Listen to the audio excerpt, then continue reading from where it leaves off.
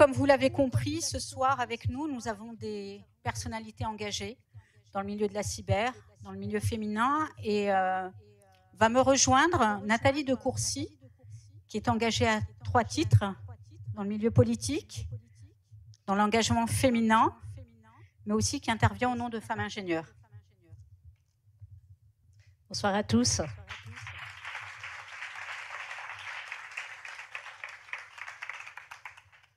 Je suis absolument ravie d'être avec vous ce soir pour ce bel événement. Merci SF6, merci Gaëlle de m'avoir conviée. Donc, je suis Nathalie de Courcy, je suis fondatrice d'Accent Égal, qui est un cabinet qui accompagne les entreprises vers l'égalité entre les femmes et les hommes, et donc qui les aide à attirer, à garder et à développer les talents féminins.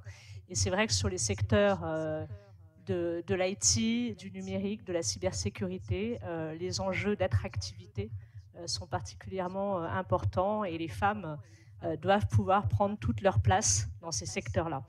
Je suis également, comme le disait Gaëlle, administratrice de Femmes Ingénieures, qui est une association et que je représente ce soir, qui concourt à la féminisation des métiers scientifiques et des métiers techniques.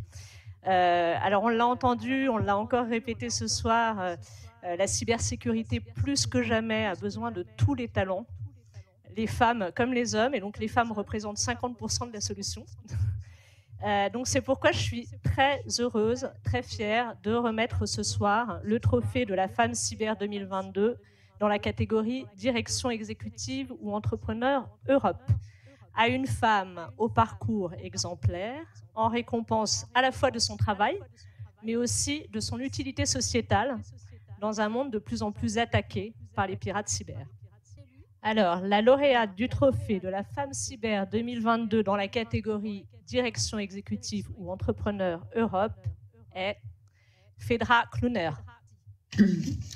Bonsoir à tous, je suis absolument désolée de ne pas pouvoir être avec vous ce soir, mais voilà, je vous appelle de ma chambre d'hôtel parce que je suis au Luxembourg. Je représente actuellement la Belgique au Governing Board du European Cyber Security Competence Center au Luxembourg, donc comme je disais, et malgré tous mes efforts, je n'ai toujours pas trouvé comment me téléporter ou me dédoubler à mon grand désespoir.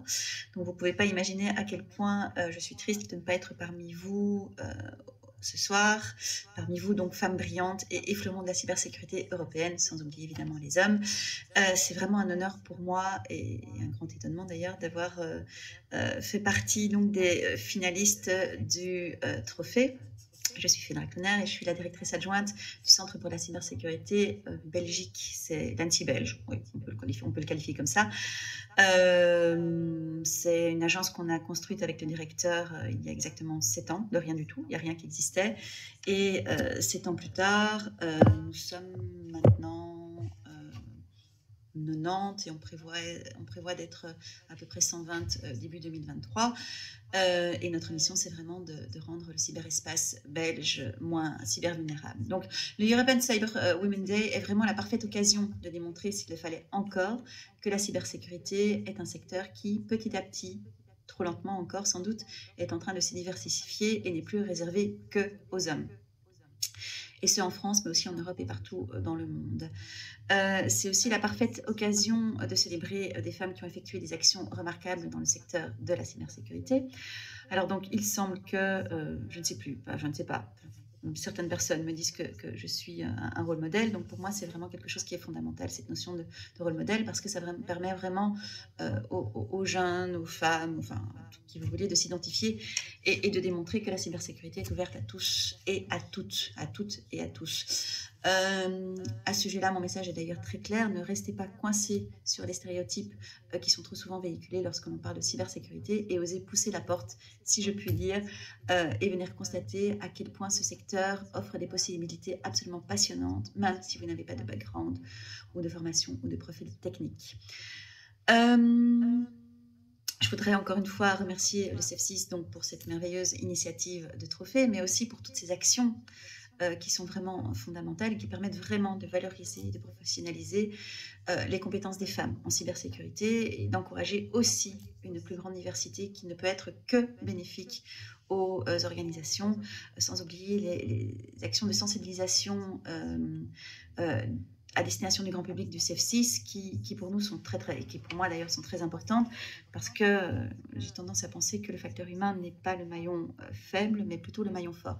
Donc voilà, encore désolée et c'était un grand plaisir de faire partie des finalistes et encore merci et une très très bonne soirée. Profitez-en bien.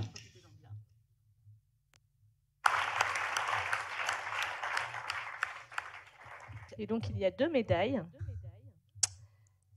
Donc à Osra Diligenette, je ne sais pas si je le prononce bien. Qui n'est pas là. Et Dalia Kader. Et Lénine Pedron. Et Lénine Pedron. Et là, qui n'est pas avec un clone, donc bravo, voilà, qui est bien à notre présence.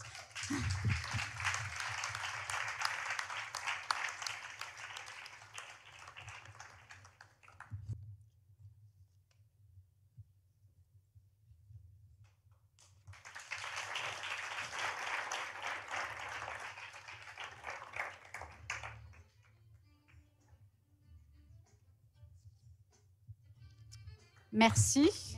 Bravo.